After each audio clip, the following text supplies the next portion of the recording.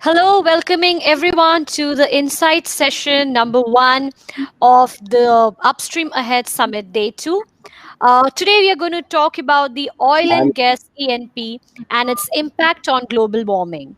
And to start off the session, may I call upon the chairman of the session, Dr. S.C. Lakshma Reddy. Dr. C. Lakshma Reddy is an upstream oil and gas professional with more than 3 decades of diverse experience covering the entire gamut of the E&P industry.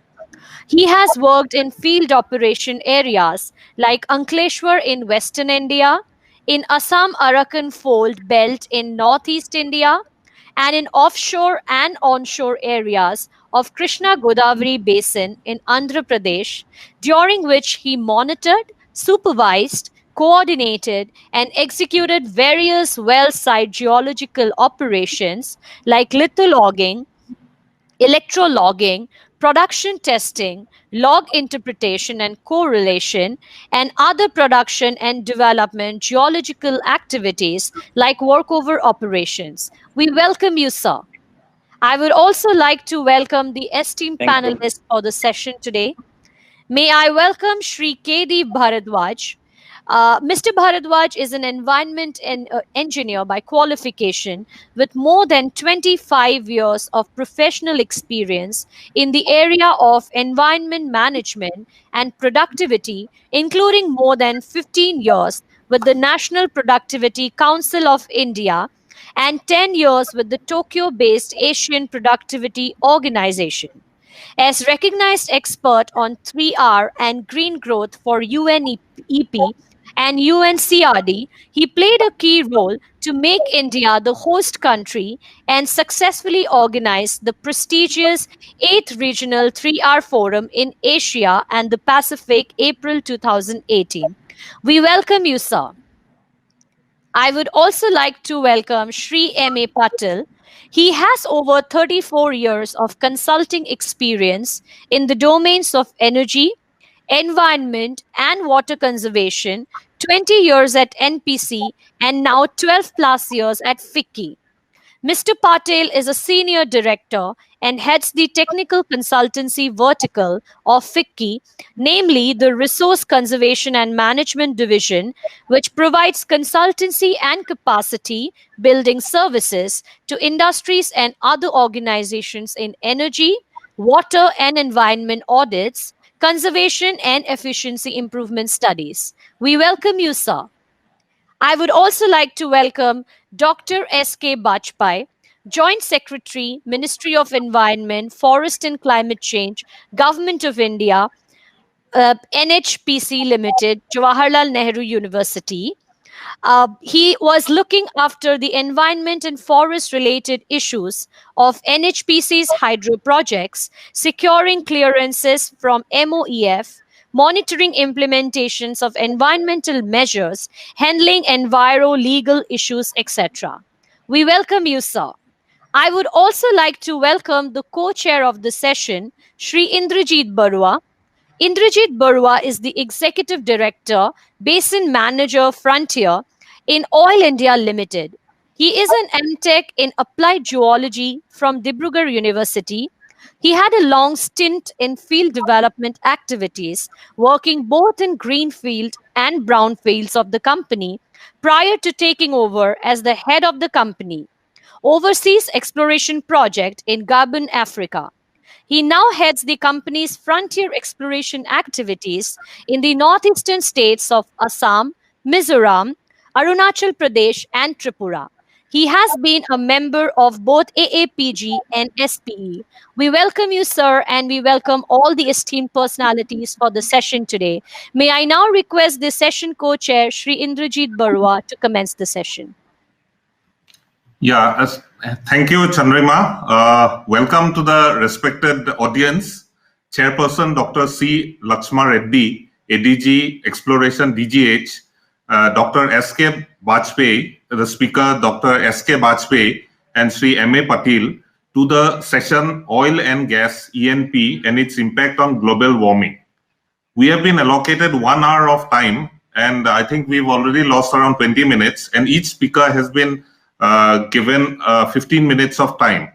I know the time is really short for such an important topic, but we will have to somehow manage.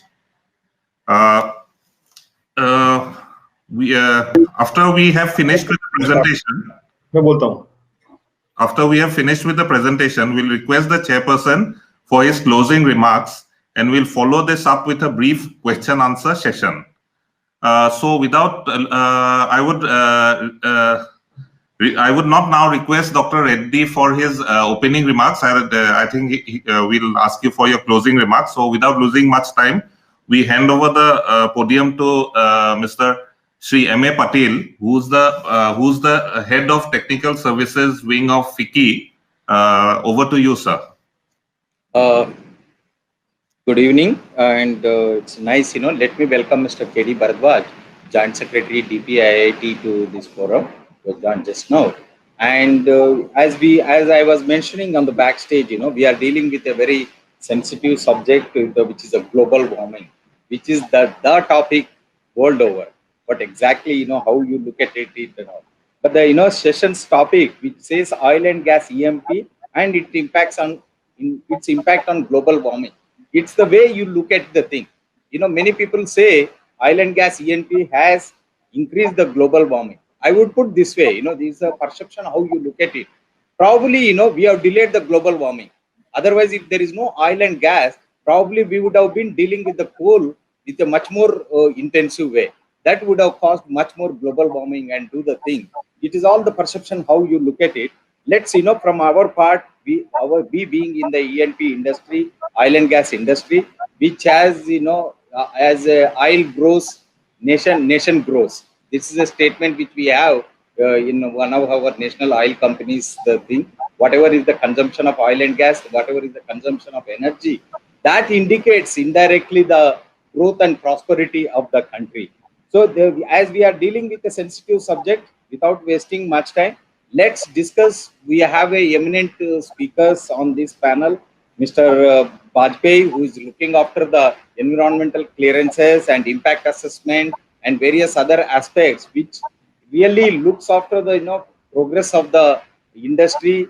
At the same time, balancing the environment impact is also there. Mr. K.D. Bharadwaj, who will look after the DPIIT. It's there in the that word itself. He will be promoting the basically investment in the country. And Mr. A.A. Patil, who is I would say is from the industry body FICCI. And let's listen to the participants. Let's listen to the panelists who will speak, and then subsequently, if we have questions, we can take up from the chat bar. Over to you, Indrajit Barua. You can moderate the session. Yeah, okay. Mr. Patel, you can take over from here on with your topic, which is ongoing efforts and opportunities towards reducing water footprints in oil and gas and E&P sector. Mr. Patel, please. Mr. Patil, you are on mute. You can unmute it and speak. Sir, I would like to intervene for a bit. I would like to reintroduce, first of all, I would like to apologize and reintroduce our esteemed guest and dignitary, Dr. Sujit Kumar Bajpai. He is JS, MOEF and CC. And I would like to reintroduce all the participants here to him. So to give a brief about Sir, Dr. Bajpai is one of the... No, but Chandrima, I think you are mixing up. Sir, I am... You have to introduce Bharadwaj. No, sir. Okay. Let me just resume here, and then we will clear up all the mixes that have happened. We want to give an exceptional experience to you all. So, as I was saying, Dr. Sujit Kumar Bajpai is one of the 8 joint secretaries selected by Government of India for 8 different ministries through rigorous selection process of UPSC. From more than 6,000 applicants under its ambitious lateral entry scheme. Dr. Bajpai is an academically qualified doctorate in environment sciences from one of the most prestigious and globally recognized institutions of the country, that is JNU. He is a domain expert in the field of environment who had an illustrious career for about 19 years in managing sustainability related issues with a larger public sector company of the country, including about 9 years of field experience in northeastern part of the country. Due to his deep understanding of the issues involved, positive outlook, strong adaptability to multicultural work environment, in no time he has been able to make a place for himself in MOEF and CC, and he has been assigned multiple important responsibilities. At one hand, he has been assigned critical IA division for Industry 1, Industry 2, Industry 3, Infra 1, Infra 2, CRZ, and non coal mining sectors. And on the other hand, he has also been assigned another important task of setting up a centralized processing center, CPC, green, in the ministry, which would be a technology driven one point window for all green issues from all types of applications to compliance monitoring. For about 1.5 years, he also led the biodiversity division of ministry dealing with implementation of Biodiversity Act and countries' obligation under UN Convention on Biological Diversity, CBD. During this period, he was also national focal point for CBD and Nagoya Protocol on Access and Benefit Sharing, ABS. I welcome you, sir, and I apologize to you for the mix-up. Thank you.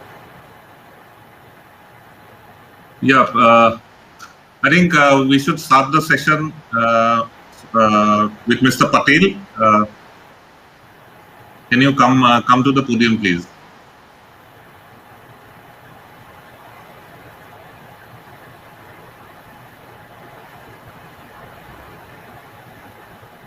Yeah, good afternoon, Mr. Barwa, and thank you for the opportunity given to me for speaking to this at this conference. Can I request for the presentation, please?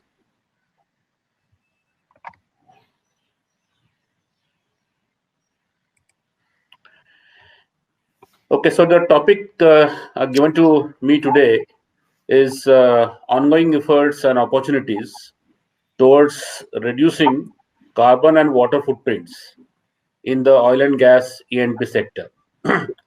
So I'll make an attempt to explain from my perspective what kind of efforts are on and what kind of opportunities are there in oil and gas sector. Next slide, please. Just a slide about FICCI.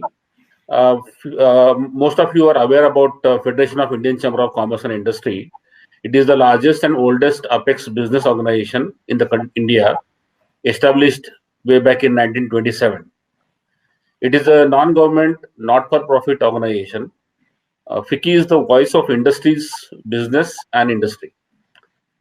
FICCI draws its membership from the corporate sector, both private and public, including SMEs and MNCs. FICCI enjoys an indirect membership of over 250,000 companies from various regional chambers of commerce across the country. Next slide, please. Now, coming to the ongoing efforts towards reducing carbon and water footprints, most of the oil and gas organizations, they have been doing a number of studies and with an objective to reduce carbon and water footprints.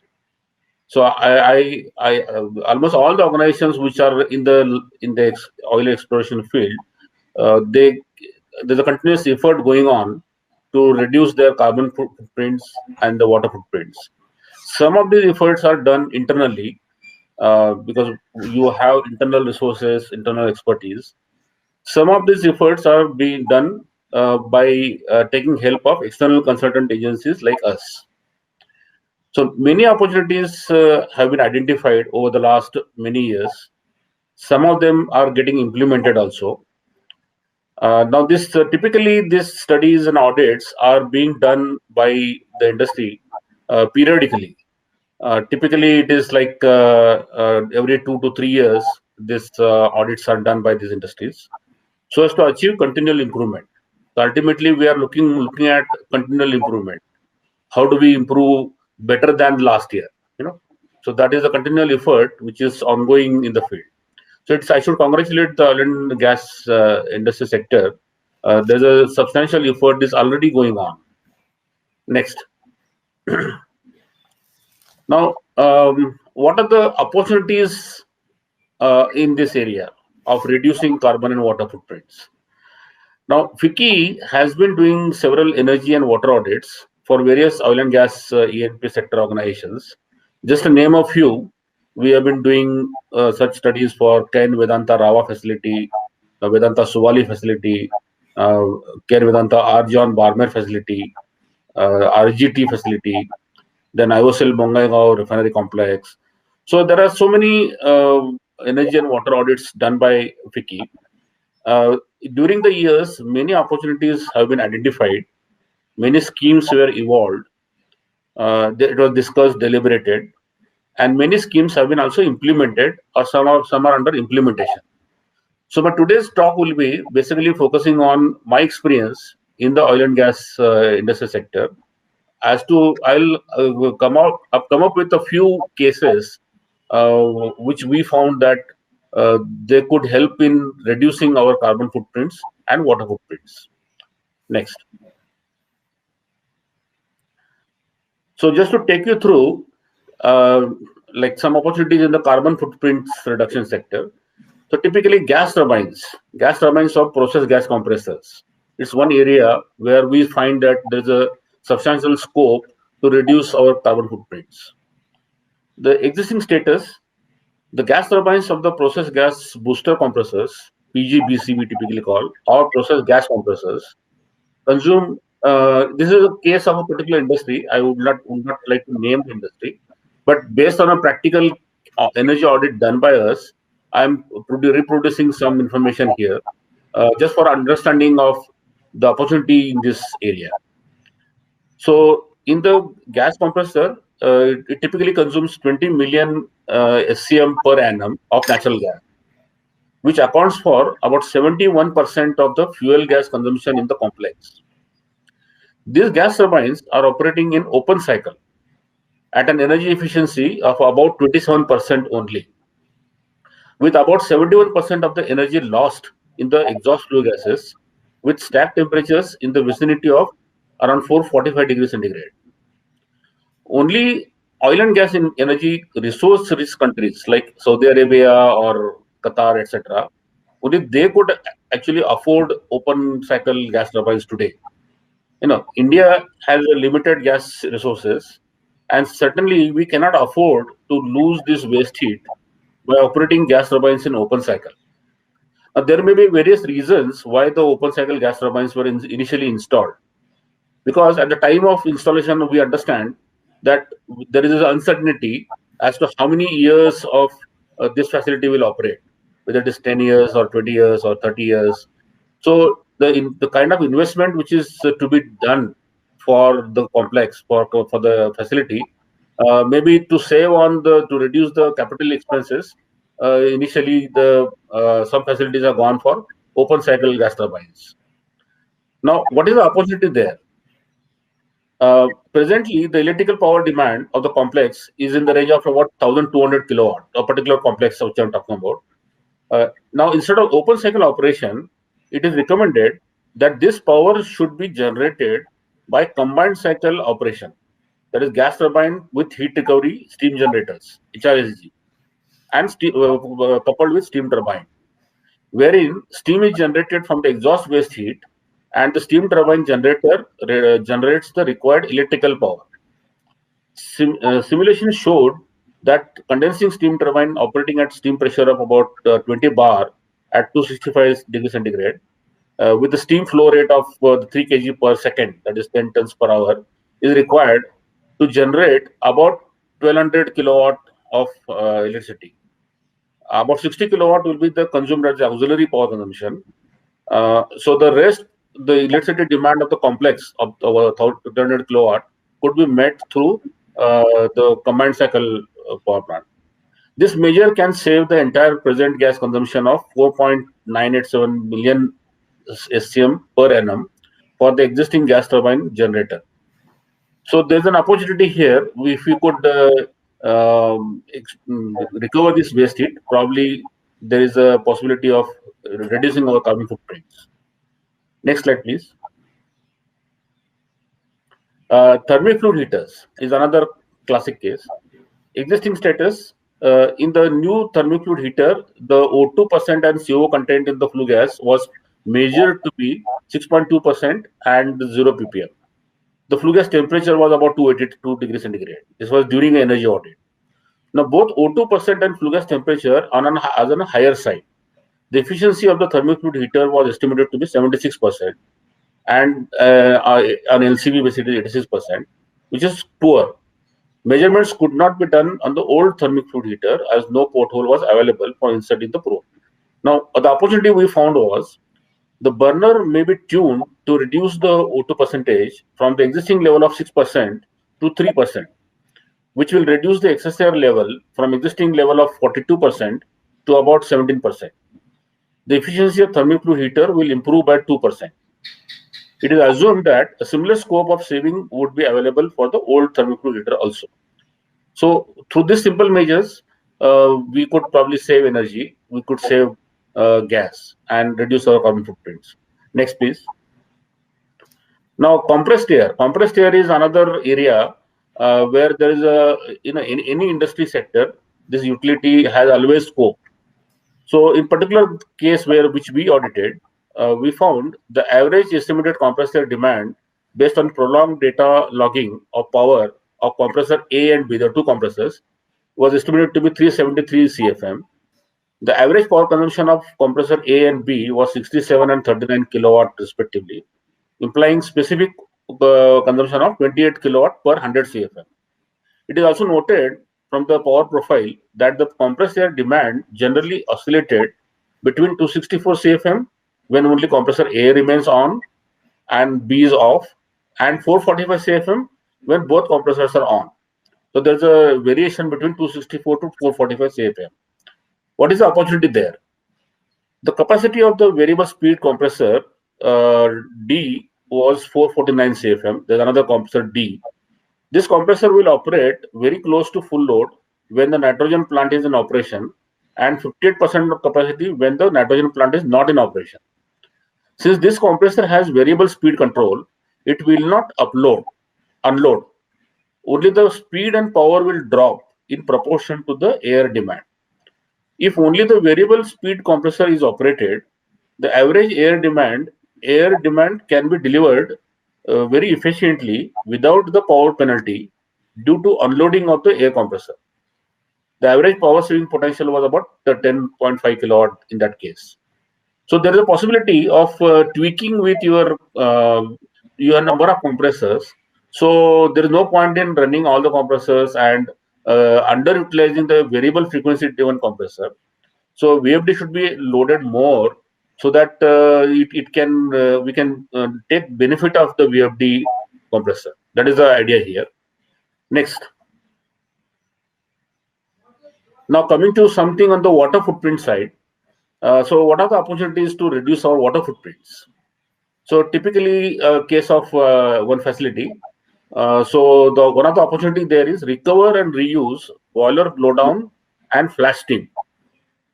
Now there are two findings there. Recover flash steam about 119 tons per day by condensing and use as boiler makeup water.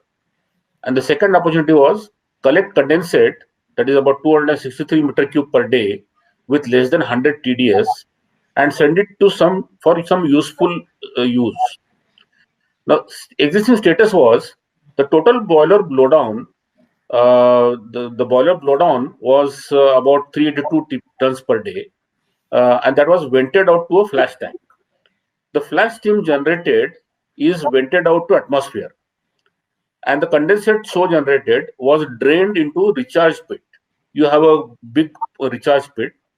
So, and then from the recharge pit, it was supposed to be used for some purposes like firefighting or some other purposes.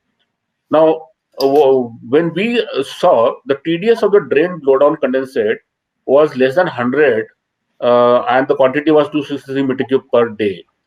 But what happens is when we continuously keep on putting that in the recharge pit, over the years, due to evaporation of water in the recharge pit, the TDS in the basin, the recharge pit water, has increased. It has increased to during 2013-14, it was TDS was 2000, and then presently last year to 2019, the TDS was to 2860. So the recharge pit water, we are sending the 100 TDS good water comparatively, though it is a blowdown, it is still a good water. That is going into 2000 TDS water, and it is useless. You can't do anything with that, because 2000 TDS water, unless you have a RO plant or whatever it is, you cannot use it for any purposes. So we found that there is no point in putting it back to the recharge pit. So we suggested that this water should be separately collected and could be used for at least purposes like, say, flushing of toilets in LQ. LQ, you have so many rooms, so many toilets. So now, presently, RO water is used for all applications of LQs. So we could probably use this kind of water for at least applications like toilet flushings, laundry. Then all the tankers going to well pads, they are currently using good water of 300 TDS level. So this could be replaced by this blowdown water, and that it can be sent to the tankers, 150 meter cube per day.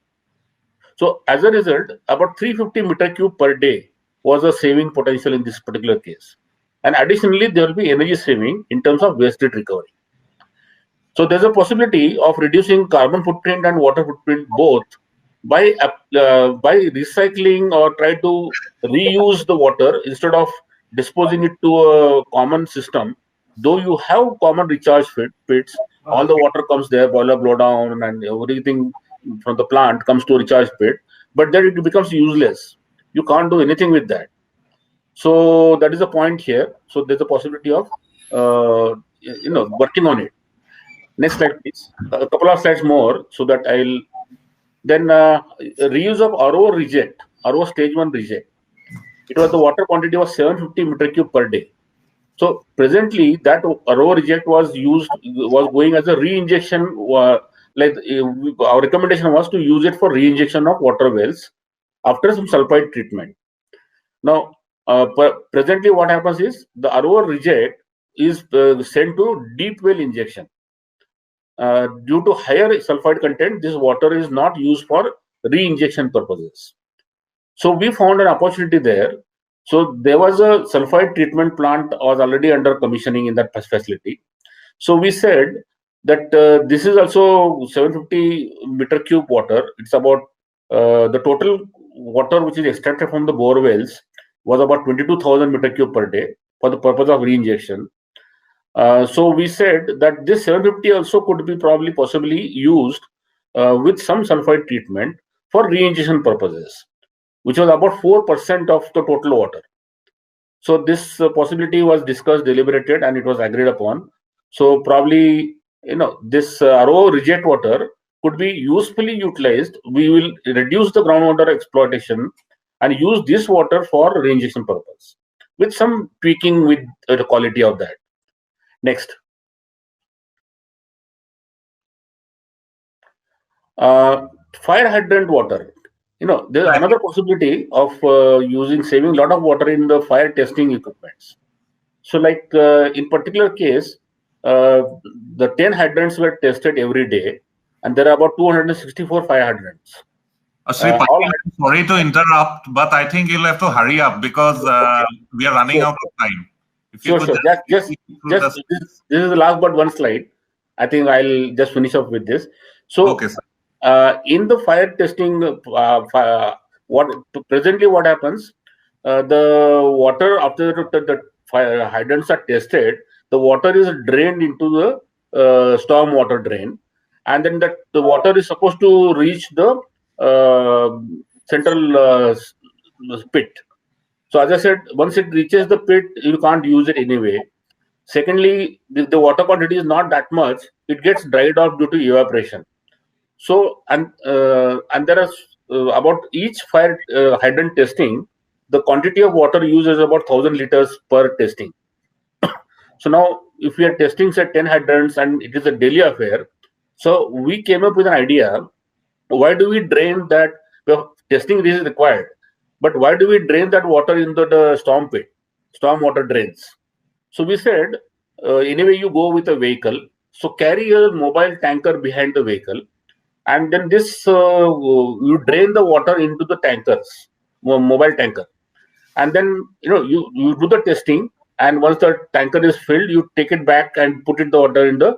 If it is possible to make up in the fire hydrant itself with some, you need some treatment, oxygen and nitrogen treatment you require.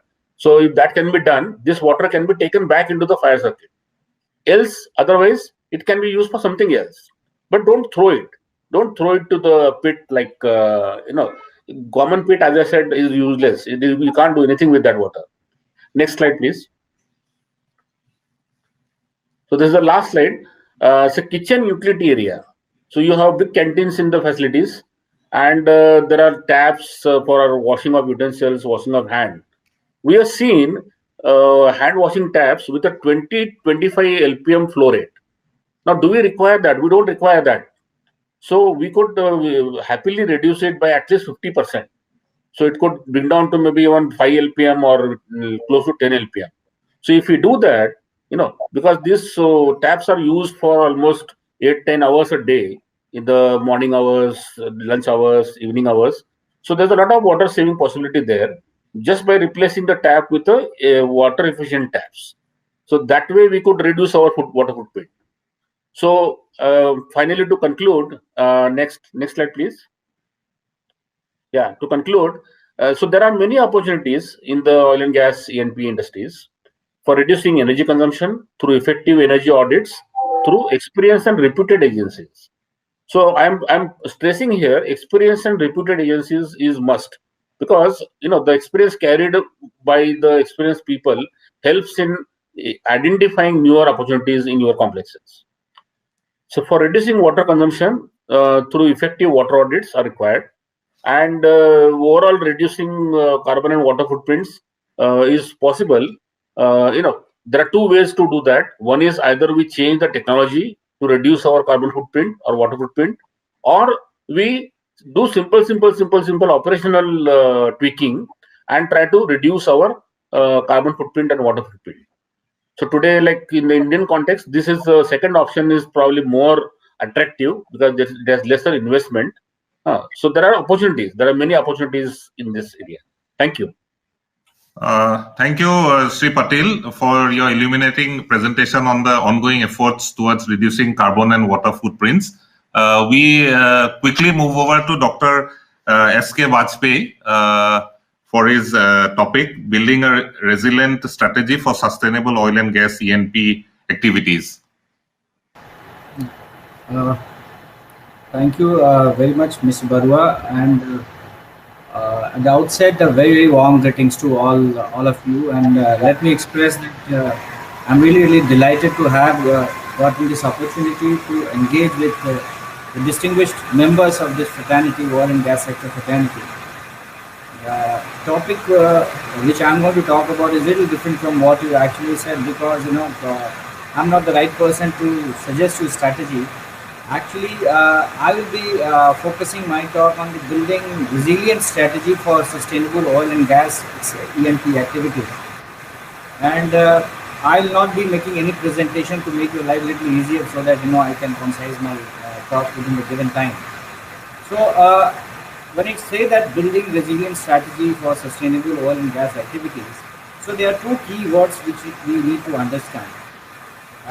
Mr. Patil in his presentation has made my life easier because he has covered very extensively that how the industry has been taking efforts in reducing the carbon and water footprints, and that's a very pleasant sight for me from the ministry's point of view. So there are two words which I was talking about, that one is resilient and another is sustainable. So as the country we have embarked upon a journey to become self-reliant or Atmanirbhar, the contribution of each sector becomes equally important. And this journey is surely not for achieving some short-time target. It's a long journey, it's a long-haul journey, wherein we aim for a situation where we are not only able to become a huge economy to support the demand of our country and global demand, but also are able to sustain the growth. This is where the whole concepts of sustainability and resilience become important. So as you all know that this sector, oil and gas sector, is going to be a major contributor to this whole growth story that country is going to write. So therefore, having this kind of summit at this time bears a lot of significance. And I congratulate to the organizers at the outset. So considering the above importance, I would like to touch upon the importance of the two key words, that is resilience and sustainability from the perspective of oil and gas activity. Why I need to talk about it, that there are two ways of doing something good for the environmental conservation and protection and sustainability, and one is reactive approach and one is proactive approach. So the approach which Mr. Patil was talking about, it's quite it looks so good that you are taking proactive approach to reduce your carbon footprint, and this is the foundation of the whole sustainability concept which I will be talking about. So this concept, as we all know, that it's not a new concept, the sustainability concept. It's just that in the post-COVID scenario, people have started to talk about it more everywhere. So as per the most popular and accepted definition of sustainability, a sustainable business is nothing but a business approach to create a long-term value by incorporating the elements of triple bottom line in the business objectives. And it creates profits for its stakeholders while protecting the environment and improving the lives of those with whom it interacts.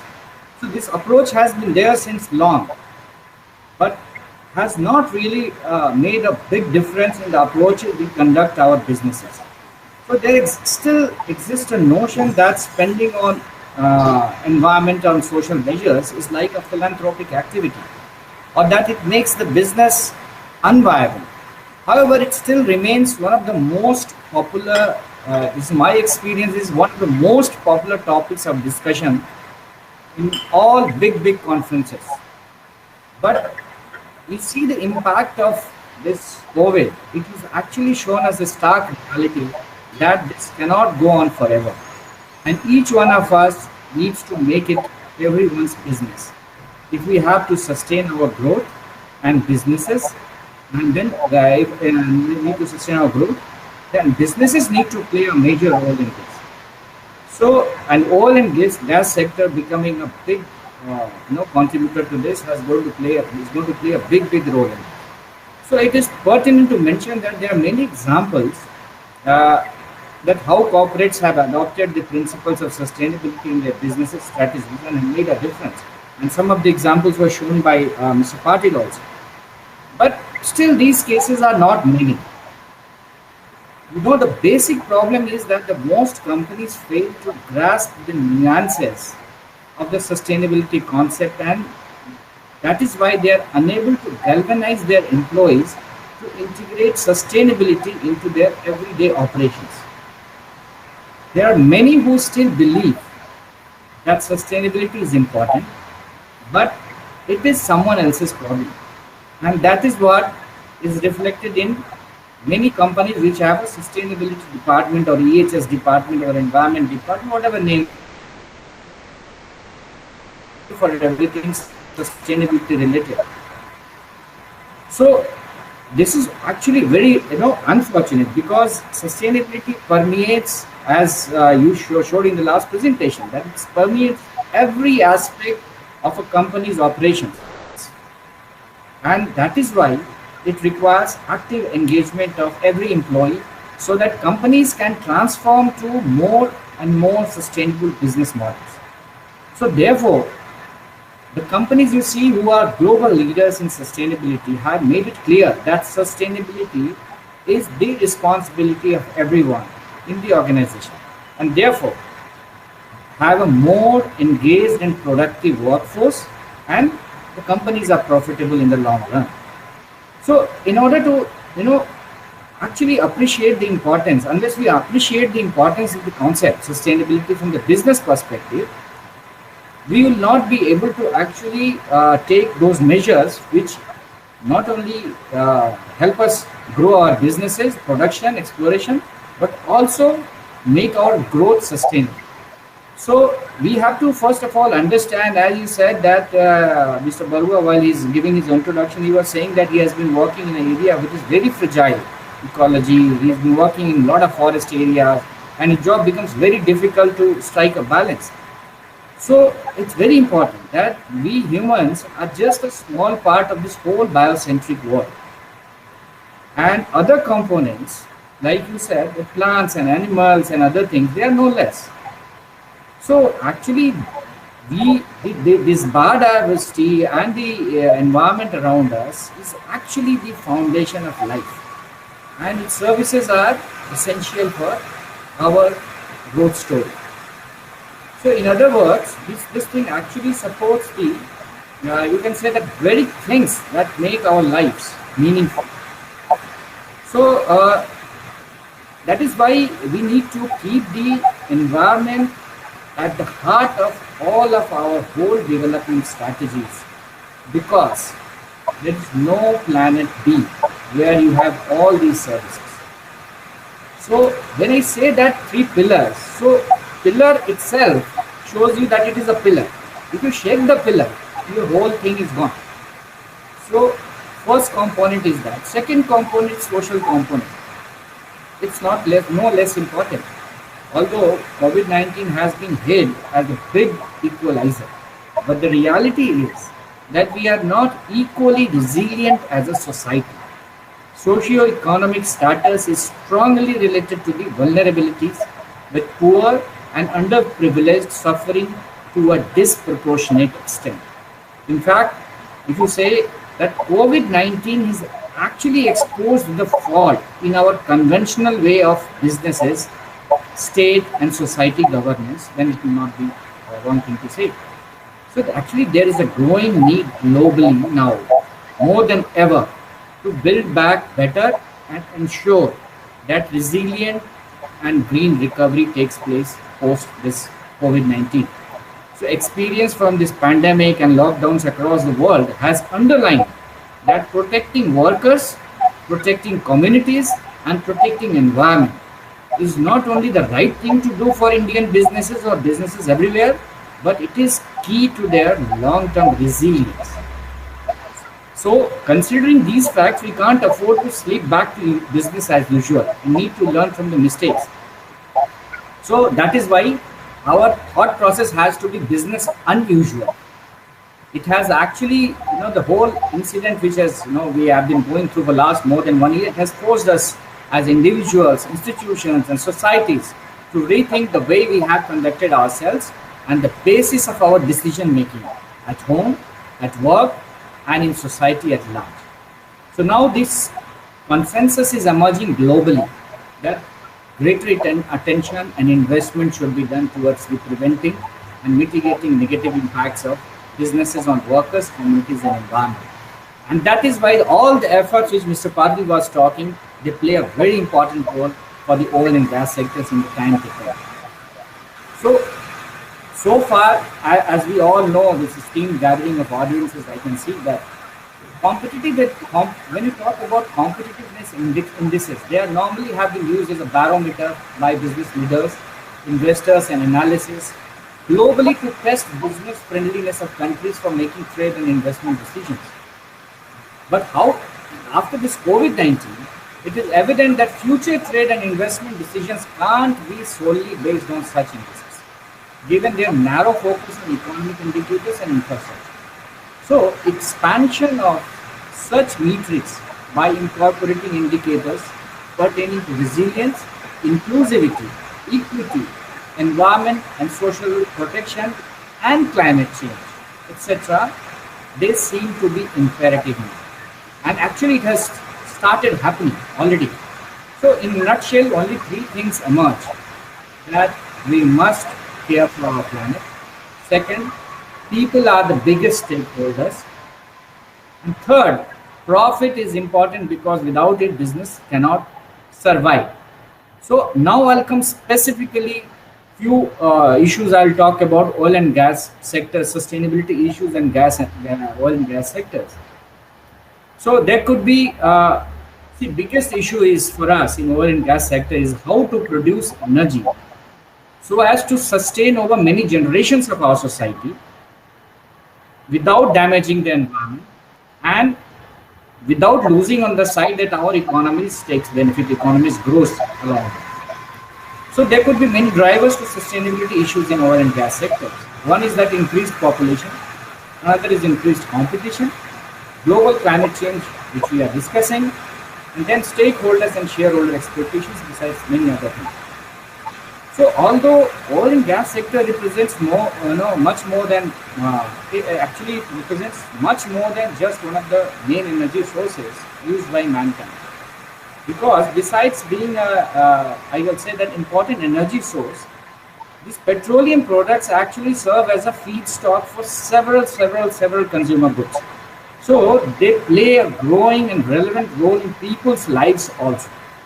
So the oil industry holds but we cannot lose on the fact that you also hold a major potential of hazards for the environment, and your activities may impact it at different levels, air, water, soil, and consequently all living beings on the planet. So that is why when we talk about sustainability or reducing carbon and water footprints, so all the regulatory mechanisms are in place. The environmental policies of the companies generally are oriented towards the compliances of rules established by environmental authorities, which reflect actually an end-of-line control corporate culture as well as a reactive approach to the whole environmental management. Today, the need is the commitment to promote sustainable development. It actually goes beyond the ethical and moral obligations, and actually it has become a demand from the society. So this commitment alone is a limiting factor to the survival of companies. So since numerous consumers now, you know that they get influenced by the negative image associated with companies that harm the environment. So one small incident, it can actually tarnish the image of the entire sector. So that is why we have to be very cautious on that. We have to be proactive, and we'll then see that oil companies will be able to earn more and more profit in different ways by adopting proactive environmental strategies. With these few words, I again thank organizer for having me here, and thank you. Thanks a lot. Thank you, Dr. Bajpai. You consumed just 14 minutes. There's 1 minute left. Time allocated to you. Thank you for your perspective on the building of a resilience strategy for sustainable oil and gas E&P activities. And you are very right from the industry. I'd very much like to concur with you that environment should be at the heart of all development or all oil and gas activities. Thank you very much. So now we move over to Mr. Bharadwaj. Initially, sorry very much, we had to change the sequence of presentations because of the paucity of time. So now it's over to you, sir. Thank you so much, Chair and Vice Chair, for giving this opportunity, and the organizers. Actually, it's good that you changed the schedule because Dr. Bajpai actually spoke about my PPTs almost. He covered all the issues which I wanted to speak about. He nicely captured about the sustainability in the oil and gas sector. And I really thank Dr. Bajpai for this. Now, and the 2 points he mentioned I like very much is that first is sustainability is the responsibility of the company. That's very important what he made. So no more, it's not considered as a sensitive issue. Let's not consider environment as a sensitive issue. Rather than it's a responsibility, it should be part of our core strategy. And secondly, he said environment at the heart of the company. So with this, I think the achievement towards sustainable development goals becomes easier. So can you show my PPTs now? I'll be very quick because Dr. Bajpai already covered my points. My PPTs, please. I hope you didn't share with. Thank you so much. Let me first explain. I am not under DP. I am from NPC, National Productivity Council. It's a part of DPIIT. We are under DPIIT, Ministry of Commerce Industry, and NPC is an apex in productivity organization in the country, promoting productivity through various consulting, training, and research activities. And we also conduct energy audits, water audits, environment audits, and also take up various jobs for this sector. Next slide, please. So my presentation will cover this mainly three: exploration and production industry, upstream activities, overview of sustainable development goals. I will be very quick on that, and the opportunities. Next slide, please. So this is actually I think this has been already discussed. What are the different activities in the sector? Next slide, please. These are the 17 sustainable development goals, which Dr. Bajpai actually talked in overall. Now it's time for the companies to take action in this regard and develop a kind of mapping against these goals at company level. Next slide, please. I'll explain what are the different goals and what are the different opportunities in this each goal. So, because this sector is of prime importance, oil and gas sector is a core industry in the country. More than 50 to 60% energy supply comes from this sector, and equally, almost similar amount of greenhouse gas emissions comes from the sector globally. So this sector is of very vast importance, and it can play a role in a big way towards moving to the SDGs with regard to no poverty, zero hunger, and good health and well-being, because this sector generates a lot of employment, engages the community, and also the health and safety issues. So these are the various opportunities in this sector in which. And now let me take to the company level, because these goals are at the national level, global level. At company level, there's a need to make an index against these goals, all the aims of these 17 SDGs, and covering these parameters. What is happening? We can prepare an index of company-wise and then see how companies are performing with regard to sustainability. Next slide, please. Then comes quality education, gender equality, clean water sanitation. Of course, all these issues have been covered in last 11 sessions of this conference. And I see there are many challenges, opportunities, and points have been discussed already. Next slide, please. Affordable and clean energy. I mean, this is one challenge, because if we really are able to meet the Paris Agreement requirements, maybe in future, almost all the electricity generation will come from the renewable energy sector. But of course, electricity is not the only energy usage in the country. There are other industries, and chemical sector also utilize, and of course automobiles, they also use oil and gas sector. So there's a big challenge in how do we make our affordable clean energy through the sector by increasing biofuels or increasing ethanol in petrol, and also putting the bioenergy plants. Then, of course, decent work and economic growth of the in the companies, which talks about the product, labor rights, safe and secure workplace, environment and employment workforce, and then innovation and infrastructure. This is a key area in which we have to work hard by taking up various research and development studies. And what can be done in this area where we promote innovation in this sector that can be indexed, that can be mapped. Next slide, please.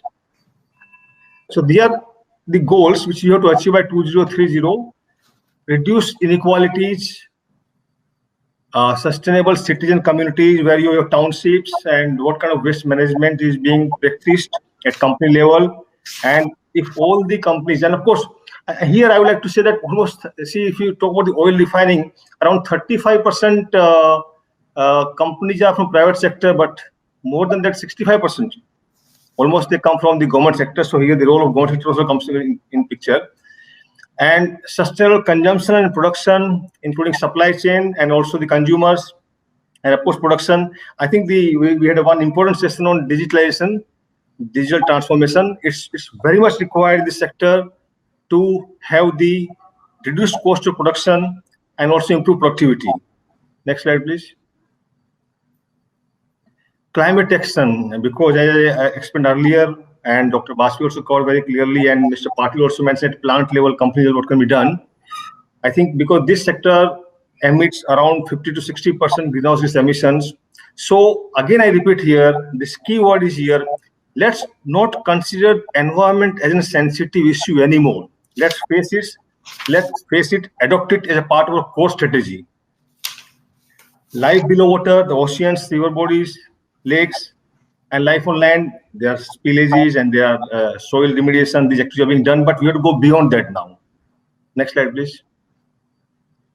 Then, of course, peace, justice, and strong justification, rule of law, and of course, with regard to community engagement, where this sector can play a big role, especially where the exploration is going on or the refining procedure are there, and strengthen the means of implementation, revitalize the global partnership. I think European companies are leading with regard to innovation, technology usage, and digital transformation, and they have already reaped huge benefits. So we need to partner with them, learn from them the best practices, and implement them. Next slide, please. These are some of the concerned ministries and departments. Of course, they deal with the sector. Next slide, please. Now, as Dr. Baspi explained, business as usual will not work, so it has to be business unusual. And these are at company level. To adopt the SDGs, to work towards them, company policies, standards, and management system have to be reviewed. I listed all the 17 goals with various parameters under each goal. So how are your company's policies and strategies and your working system addresses these goals at different level? Reporting, sustainability reporting, environment reporting, safety regarding reporting, this has to be done annually.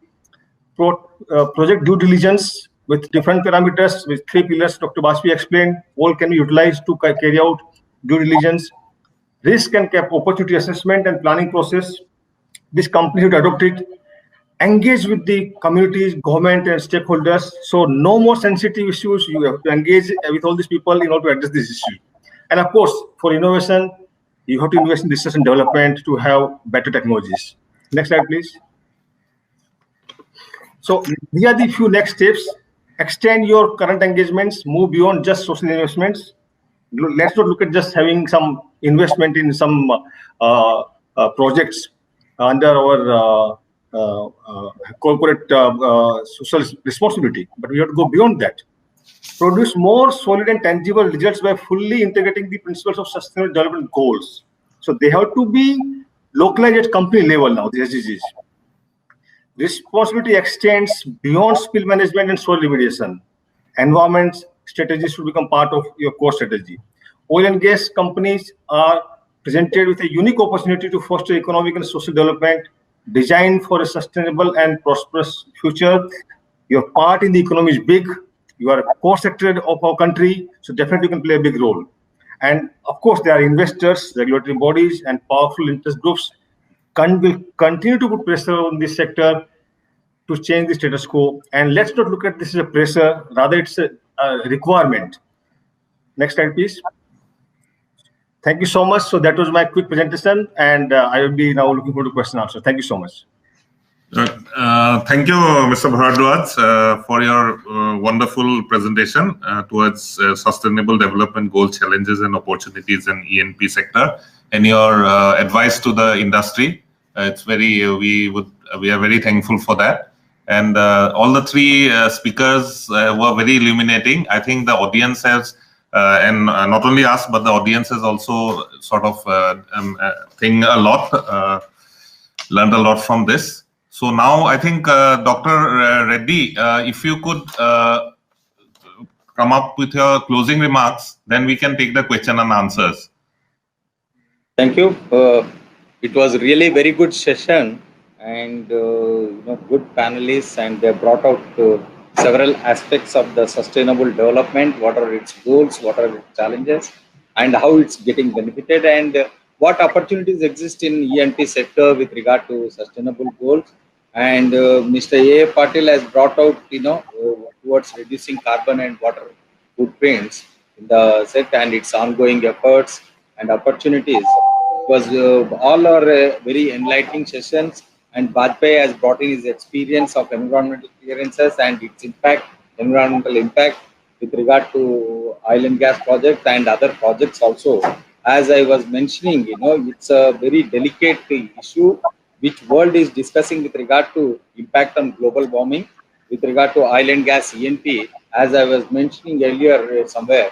It's all the perception, the way you look at it.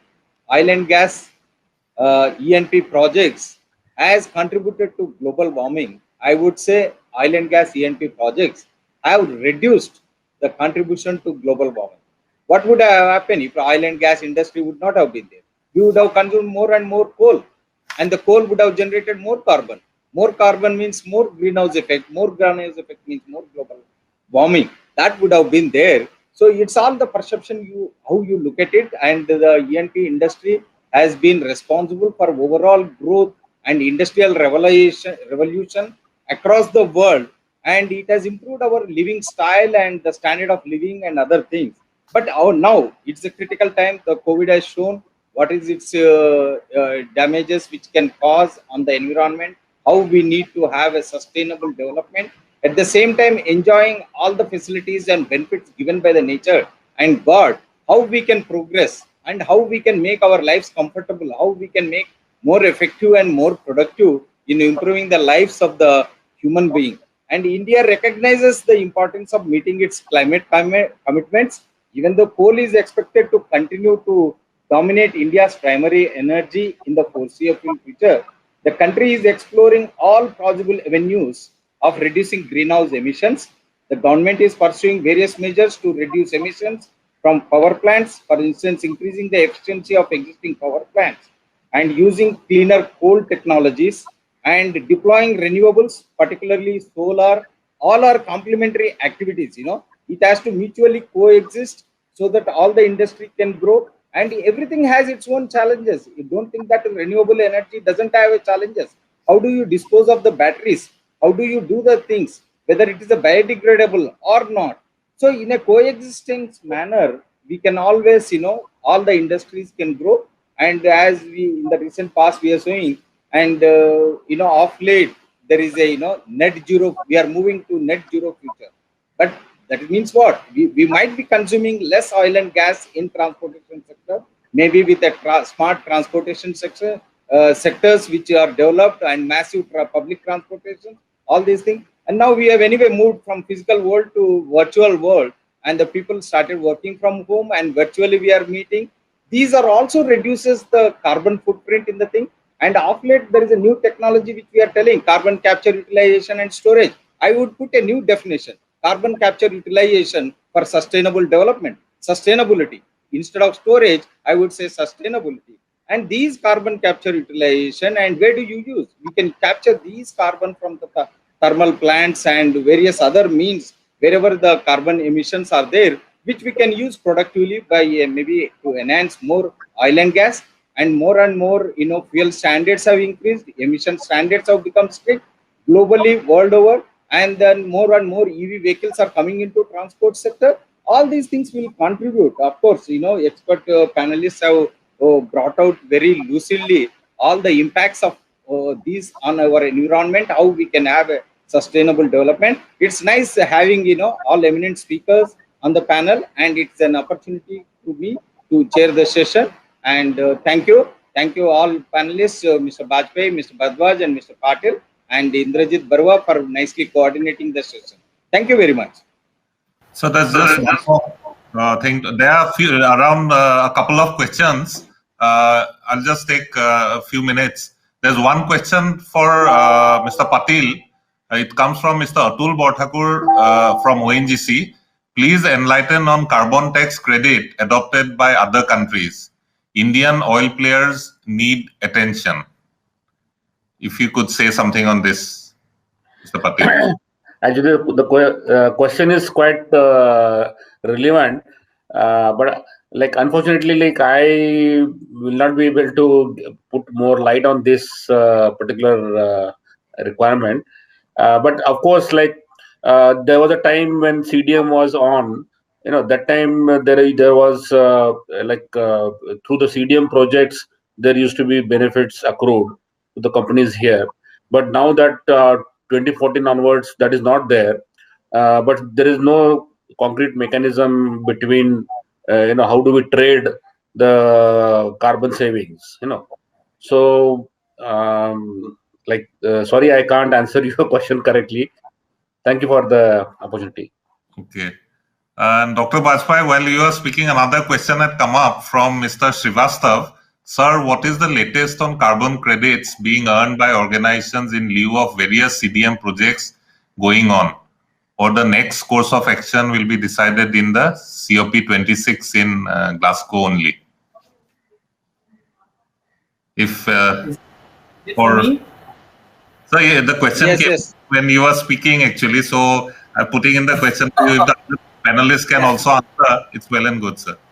No, I will not be able to answer this question because I'm not the person dealing with this. Yeah. So I'll just request you to make a written request to us. Okay, sir. No problem. I think these carbon credits you can offset towards whatever you are contributing carbon in the form of in the future. You can use it as the credits. Nothing will happen to carbon credits. Ultimately, for a human goal, we have these carbon credits. Nothing. Every time you cannot look for the monetization of the carbon credits which you have, but you have already contributed to the betterment of environment and our human life quality also. And as Elon Musk said, recently, he will give 100 million to whoever creates the best carbon capture technology. So all the audiences, whoever are there, they can develop a better technology on the carbon capture and claim the benefit which Mr. Elon Musk has announced.